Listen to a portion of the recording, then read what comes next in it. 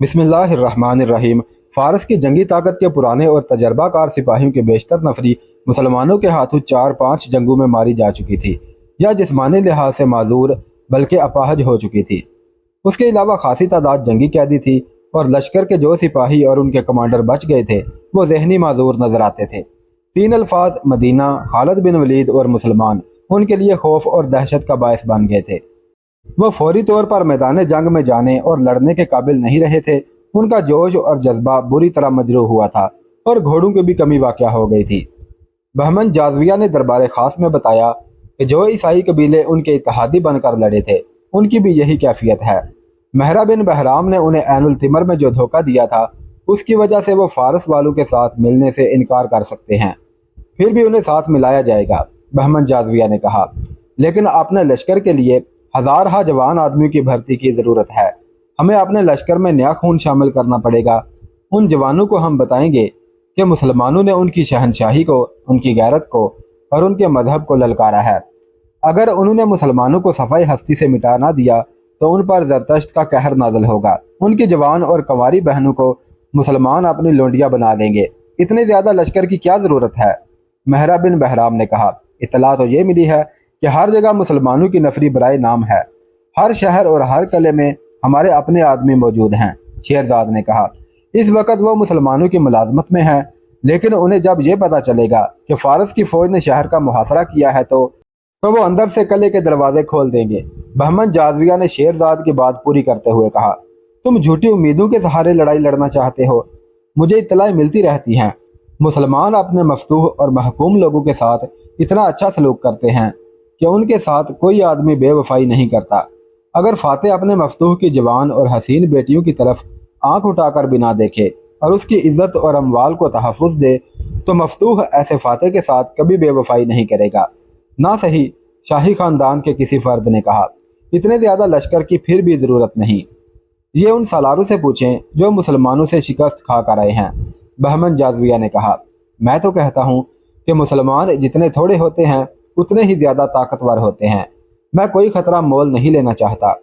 ये भी ख्याल रखें कि मुसलमान कलाबंद होंगे।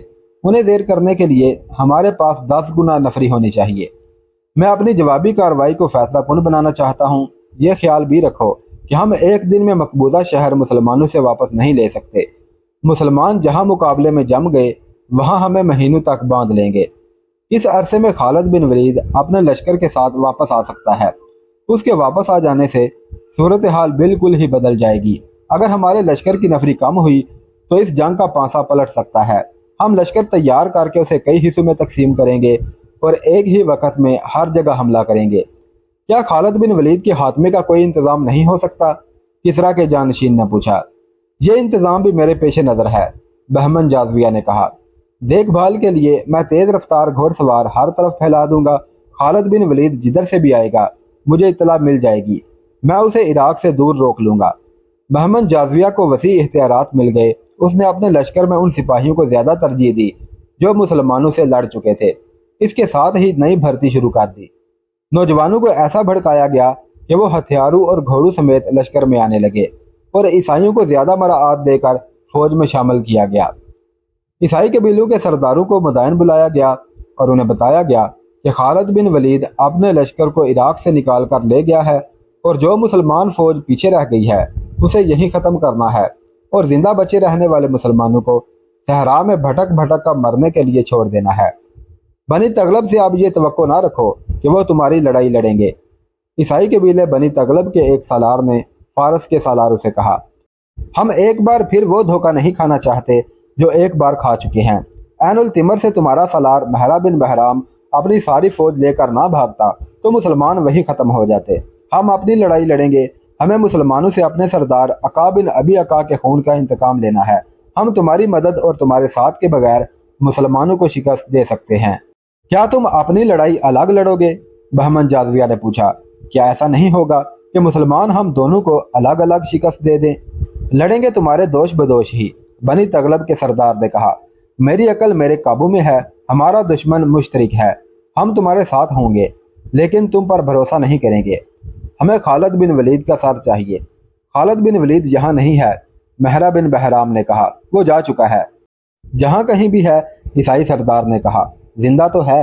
हम पहले उनके उन दस्तों को ख़त्म करेंगे जो यहाँ हैं, फिर हम खालिद बिन वलीद के पीछे जाएंगे, बल्कि वो खुद आ जाएगा। वो दस्तों की मदद को ज़रूर आएगा, लेकिन यहाँ मौत उसकी मुंतज़र होगी।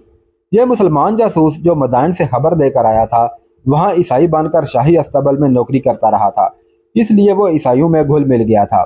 उसने सलार ज़बरकान बिन बदर को बताया कि आतश परस्तों की निस्बत ईसाई कबीले खालिद बिन वलीद के ज़्यादा दुश्मन बने हुए हैं। यहाँ तक कि उन्होंने फारस के सालारों से कहा कि वो पीछे रहें, मुसलमानों पर पहला वार ईसाई कबीले बनी तगलब, निमर और अयाद ही करेंगे। सलार ज़बरकान बिन बदर ने मदाइन की ये रिपोर्ट सुनी और उसी वक्त 2 कासद बुलाए। उन्हें कहा कि 2 बेहतरीन घोड़े लें और उड़ते हुए दोमतुल जंदल खालिद बिन वलीद के पास पहुँचे। ज़बरकान ने उन्हें खालिद बिन वलीद के नाम ज़ुबानी पैगाम दिया और सलार आला इब्ने वलीद से यह भी कहना कि जब तक अंबार में आखिरी मुसलमान की सांसें चल रही होंगी, दुश्मन शहर के अंदर नहीं आ सकेगा। तू आ जाएगा तो हमें सहूलत हो जाएगी, नहीं आ सकोगे तो वो अल्लाह हमारे साथ है, जिसके रसूल सल्लल्लाहु अलैहि वसल्लम का पैगाम हम अपने सीनों में लिए यहाँ तक आए हैं। और इब्ने वलीद से कहना कि दोमतुल जंदल की सूरत हाल तुझे आने देती है तो आ जा, और अगर तू वहाँ मुश्किल में फंसा हुआ है तो हमें अल्लाह के सुपुर्द कर, हम उसी तरह लड़ेंगे जिस तरह तेरी शमशीर के साए तरे लड़ते रहे हैं। उन कासदों को रवाना करके सलार ज़बरकान ने चंद एक और कासदों को बुलाया और हर एक को उसकी मंजिल बताई। उन कासदों को उन शहरों में जाना और वहाँ के सालारों को बताना था कि खालिद बिन वलीद रज़ी अल्लाह तआला अन्हु की गैर हाजिरी से आतश परस्तों ने क्या तासुर दिया है और वो हमले की तैयारी कर रहे हैं। पैगाम में ज़बरकान ने यह भी कहा कि उसने दोमतुल जंदल को कासद भेज दिया है, अगर वहाँ से मदद नहीं आई तो हम एक दूसरे की मदद को पहुँचने की कोशिश करेंगे। मुसलमानों के लिए बड़ी ख़तरनाक सूरत हाल पैदा हो गई थी। दुश्मन के मुकाबले में नफरी पहले ही थोड़ी थी, वो भी बिखरी हुई थी। इस सूरत में कि दुश्मन बैक वक़्त तमाम उन शहरों को जिन पर मुसलमानों का कब्जा था मुहासरे में ले लेता, तो मुसलमान एक दूसरे की मदद को नहीं पहुँच सकते थे। दोनों तरफ बेपनाह सरगर्मियाँ शुरू हो गई। ईसाई कबीलों के सरदारों ने बस्ती बस्ती जाकर लोगों को इकट्ठा करना शुरू कर दिया। वो उन छोटे छोटे कबीलों को भी अपने साथ मिला रहे थे जो ईसाई नहीं थे, वो बुत परस्त थे। ईसाइयों की जवान लड़कियां भी गैर मुस्लिम बस्तियों में चली गईं। वो औरतों को मुसलमानों के खिलाफ भड़काती थी कि वो अपने मर्दों को, जवान भाइयों और बेटों को बाहर निकालें, वरना तमाम जवान लड़कियों को मुसलमान अपने साथ ले जाकर लौंडियां बना लेंगे। ऐसे नारे भी उन लड़कियों ने लगाए कि हम मुसलमानों की लौंडियां बनने जा रही हैं। और दूसरा नारा जो बस्ती में लग रहा था वो ये था कि अपने मकतूलों के इंतकाम का वक़्त आ गया है, बाहर आओ, इंतकाम लो। उधर मदाइन में फारस के लश्कर की तादाद बड़ी तेज़ी से बढ़ती जा रही थी। अब लश्कर में शामिल होने वालों में ज़्यादा तादाद नौजवानों की थी जो जोश से फटे जा रहे थे। उन्हें मैदान जंग में लड़ने की तरबियत दी जा रही थी। घोड़सवारी, तीर अंदाजी, तेग जनी और नेज़ाबाजी तो वो जानते थे, इसमें उन्हें मजीद ताक किया जा रहा था। बहमन जाज़विया तो जैसे पागल हुआ जा रहा था। वो खुद मशकों की तरबियत और मशकों की निगरानी करता था। उसके साथी सालार उसे कहते थे कि हमला जल्दी होना चाहिए, लेकिन वो नहीं मानता था। वो कहता था कि खालिद बिन वलीद वापस नहीं आएगा। अगर उसे वापस आना ही हुआ तो वो लश्कर के साथ उस वक़्त जहाँ पहुँचेगा जब इराक की ज़मीन पर खड़ा होने के लिए उसे एक बालिश्त भर भी ज़मीन नहीं मिलेगी। मुसलमान जिन शहरों पर काबिज थे वहाँ की सरगर्मी अपनी नवैयत की थी। हर शहर में मुसलमानों की तादाद बहुत थोड़ी थी और उन्होंने कम तादाद से कलों के दिफा की मशक़ें शुरू कर दी थी। लाखों के हिसाब से तीर और फेंकने वाले बर्छे तैयार हो रहे थे। सालारों ने मुजाहिदीन का एक एक छापा मार जैश तैयार कर लिया था। उन्हें ज़्यादा वक़्त कलों के बाहर गुजारना और आम रास्तों से दूर रहना था। उनका काम यह था कि दुश्मन शहर का मुहासरा कर ले तो अकब से उस पर ज़रब लगाओ और भागो के असूल पर छापे और शब खून मारते रहें। खालिद बिन वलीद की गैर हाजिरी में सलार आसम बिन अमर के भाई काका बिन अमर मफतूहा इलाकों में मुख्तलिफ शहरों में मुकीम दस्तों के सालार थे। उनका हेड क्वार्टर हीरा में था। उनकी जिम्मेदारी सिर्फ हीरा के दिफा तक महदूद नहीं थी, इराक के तमाम तर मफतूहा इलाके का दिफा उनकी जिम्मेदारी में था। उन्होंने उस इलाके में बिखरे हुए तमाम सालारों को हदायत भेज दी थी। उन्होंने सबको जोर देकर कहा था कि दोमतुल जंदल से खालिद बिन वलीद रज़ी अल्लाह तआला अन्हु और अपने लश्कर के इंतज़ार में ना बैठे रहें, आपने अल्लाह पर भरोसा करें और ये समझ कर लड़ने की तैयारी करें कि उनकी मदद को कोई नहीं आएगा। काका ने एक कार्रवाई ये की कि खालिद बिन वलीद ने जो दस्ते दरियाए फिरात के पार खैमाजन किए थे ان میں سے زیادہ تر نفری کو ہیرا میں بلا لیا تاکہ اس شہر کے دفاع کو مضبوط کیا جا سکے۔ کاکا کا اپنا جاسوسی نظام تھا، اس کے ذریعے کاکا کو اطلاع ملی کہ فارس کا لشکر کہاں کہاں جمع ہوگا۔ یہ دو جگہیں تھیں، ایک حسید اور دوسری حنافس۔ یہ دونوں مقام انبار اور عین التمر کے درمیان تھے۔ کاکا نے اپنے ایک دستے کو حسید اور دوسرے کو حنافس اس ہدایت کے ساتھ بھیج دیا کہ فارس کی فوج وہاں آئے تو اس پر نظر رکھیں، اور فوج کسی طرف پیش قدمی کرے تو اس پر چھاپے ماریں اور اس پیش قدمی میں رکاوٹ ڈالتے رہیں اور شب خون بھی ماریں۔ یہ دونوں دستے جب ان مقامات پر پہنچے تو دونوں جگہوں پر فارس کے ہراول دستے آئے ہوئے تھے۔ وہ جو خیمے گاڑ رہے تھے ان سے پتہ چلتا تھا کہ یہ خیمے کسی بہت بڑے لشکر کے لیے گاڑے جا رہے ہیں۔ مسلمان دستوں نے ان کے سامنے اسی انداز سے خیمے گاڑنے شروع کر دیے جیسے وہ بھی بہت بڑے لشکر کا ہراول ہوں۔ ادھر یہ تیاریاں ہو رہی تھیں کہ مجاہدین اسلام کو حس و حشاک کی مانند اڑا لے جانے کے لیے بڑا ہی تند طوفان اٹھ کھڑا ہوا تھا۔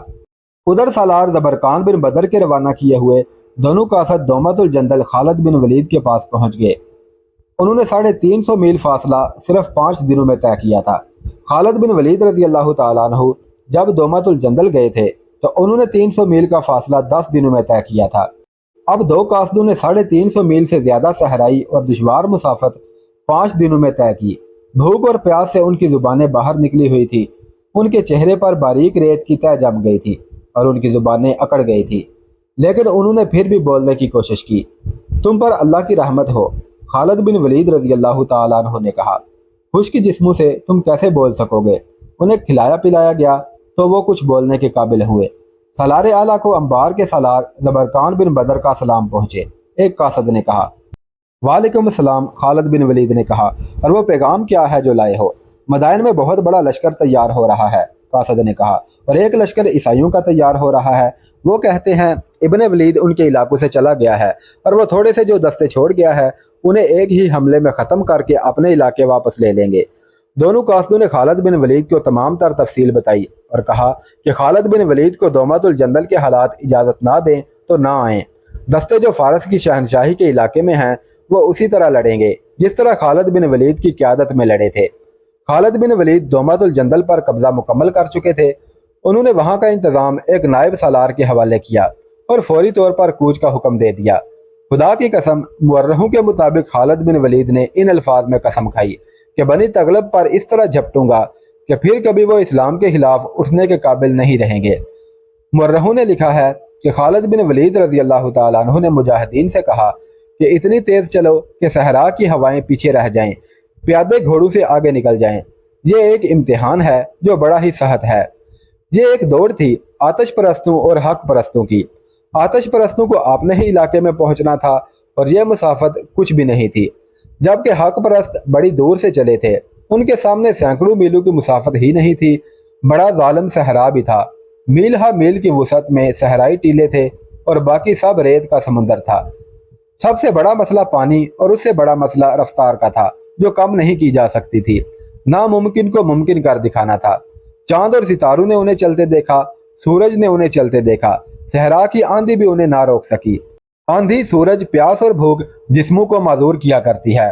وہ جو تپتے صحراؤں میں پیاس سے مر جاتے ہیں وہ جسم ہوتے ہیں، اور وہ جو خالد بن ولید کی قیادت میں دومت الجندل سے چلے تھے وہ اپنے جسموں سے دست بردار ہو گئے تھے۔ ان کی قوت ارادی کا اور قوت ایمانی کا کرشمہ یہ تھا کہ انہوں نے جسمانی ضروریات سے نگاہیں پھیر لی اور روحانی قوتوں کو بیدار کر لیا تھا۔ ان کی زبان پر اللہ کا نام تھا، دلوں میں ایمان اور یقین محکم تھا، اور اپنی ہی آواز ان پر وجد طاری کر رہی تھی۔ جنگی ترانے گانے والے لشکر کے وسط میں اونٹوں پر سوار تھے، ان کی آواز آگے بھی اور پیچھے بھی جاتی تھی۔ لشکر کے قدم دفوں اور نفیریوں کی تال پر اٹھتے تھے اور یہ تال بڑی تیز تھی۔ کچھ فاصلے طے کر کے ترانے اور دف خاموش ہو جاتے اور تمام لشکر کلمہ طیبہ کا ورد بلند آواز میں شروع کر دیتا۔ ہزارہ حق پرستوں کی آواز ایک آواز ہو جاتی، پھر یہ آواز ایک گونج بن جاتی اور یوں لگتا جیسے صحرا اور صحرائی ٹیلوں پر وجد طاری ہو گیا ہو۔ اسلام کے شیدائیوں کا لشکر اپنی ہی آواز سے مسحور ہوتا چلا جا رہا تھا۔ بہمن جازویہ نے اپنے تیار کیے ہوئے لشکر کو آخری بار دیکھا اور اسے 2 حصوں میں تقسیم کر کے ایک حصے کو حسین کی طرف اور دوسرے کو حنافس کی طرف روانہ کر دیا۔ اب اس نے کمان نئے سالاروں کو دے دی تھی۔ حسید والے حصے کا سالار روزبہ تھا اور حنافس والے حصے کا زر مہر۔ ان کے لیے حکم تھا کہ اپنے اپنے مقام پر جا کر خیمہ زن ہو جائیں اور بنی تغلب اور دوسرے عیسائی قبیلوں کے لشکر کا انتظار کریں۔ کاکا کے جاسوس نے صحیح اطلاع دی تھی کہ مدائن کے لشکر حسید اور حنافس کو اجتماع آگاہ بنائیں گے اور اگلی کارروائی یہیں سے کریں گے۔ عیسائیوں کا لشکر ابھی پوری طرح تیار نہیں ہوا تھا۔ مورخوں نے لکھا ہے کہ ایرانیوں کی طرح عیسائی بھی دو حصوں میں تیار ہو رہے تھے۔ ایک کا سردار حذیل بن عمران تھا اور دوسرے کا ربیہ بن بجیر۔ یہ لشکر حسید اور حنافس سے کچھ دور دو مقامات صنعاء اور زمیل پر جمع ہو رہے تھے۔ مدائن کے لشکر کے دو حصوں اور عیسائیوں کے دو حصوں کو یکجا ہونا تھا۔ یہ بہت بڑی جنگی طاقت تھی۔ مسلمانوں کی تعداد ہر جنگ میں دشمن کے مقابلے میں بہت تھوڑی رہی ہے، لیکن اب مسلمان آٹے میں نمک کے برابر لگتے تھے۔ اسلام کے فدائیوں کا سامنا اتنے بڑے لشکر سے کبھی نہیں ہوا تھا۔ ان چاروں خیمہ گاہوں میں رات کو سپاہی اس طرح ناچتے اور گاتے تھے جیسے انہوں نے مسلمانوں کو بڑی بری شکست دے دی ہو۔ انہیں اپنی فتح صاف نظر آ رہی تھی۔ حالات ان کے حق میں تھے، نفری ان کی بے پناہ تھی، ہتھیار ان کے بہتر تھے اور گھوڑوں کی تعداد بھی زیادہ تھی۔ انعام و اکرام جو انہیں پیش کیے گئے تھے پہلے کبھی نہیں کیے گئے تھے۔ مال غنیمت کے متعلق انہیں بتایا گیا تھا کہ سب ان کا ہوگا، ان سے کچھ نہیں لیا جائے گا۔ ان میں صرف ان پرانے سپاہیوں پر سنجیدگی سی چھائی ہوئی تھی جو مسلمانوں کے ہاتھ دیکھ چکے تھے۔ وہ جب کوئی سنجیدہ بات کرتے تھے تو نوجوان سپاہی ان کا مذاق اڑاتے تھے۔ ایسی ایک اور رات فارس کے لشکر نے گاتے بجاتے اور پیتے پلاتے گزار دی۔ صبح ابھی سورج نہیں نکلا تھا اور حسید کی خیمہ گاہ میں مدائن کے ایک لشکر کا ایک حصہ سویا ہوا تھا۔ انہیں جاگنے کی کوئی جلدی نہیں تھی۔ انہیں معلوم تھا کہ مسلمان قلعوں میں ہیں اور تعداد میں اتنے تھوڑے کہ وہ باہر آنے کی جرت نہیں کریں گے۔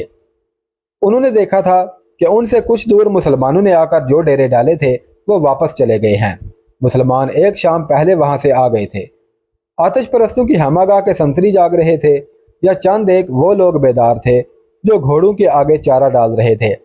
پہلے سنتریوں نے واویلا بپا کیا، پھر گھوڑوں کو چارہ وغیرہ ڈالنے والے چلانے لگے، ہوشیار، خبردار، مدینہ کی فوج آ گئی ہے۔ خیمہ گاہ میں ہڑبونگ مچ گئی۔ سپاہی ہتھیاروں کی طرف لپکے، سوار اپنے گھوڑوں کی طرف دوڑے، لیکن مسلمان صحرائی آندھی کی مانند آ رہے تھے۔ ان کی تعداد آتش پرستوں کے مقابلے میں بہت ہی تھوڑی تھی، لیکن یہ غیر متوقع تھا کہ وہ حملہ کریں گے۔ مسلمانوں کی تعداد صرف 5000 تھی۔ ان کا سالار کاکا بن عمر تھا۔ گزشتہ شام خالد بن ولید رضی اللہ تعالیٰ عنہ اپنے لشکر سمیت پہنچ گئے تھے۔ انہوں نے آرام کرنے کے بجائے صورتحال معلوم کی۔ انہوں نے شام کو ان مختصر سے دستوں کو حسید اور حنافس سے واپس بلا لیا تھا۔ اس سے آتش پرستوں کے حوصلے اور بڑھ گئے تھے۔ وہ یہ سمجھے کہ مسلمان ان کے اتنے بڑے لشکر سے مرعوب ہو کر بھاگ گئے ہیں۔ خالد بن ولید رضی اللہ تعالیٰ عنہ نے دوسرا اقدام یہ کیا کہ 5000 نفری ایک اور سالار ابو لیلہ کو دی اور اسے مدائن کے اس لشکر پر حملہ کرنے کو روانہ کیا جو حنافس کے مقام پر خیمہ زن تھا۔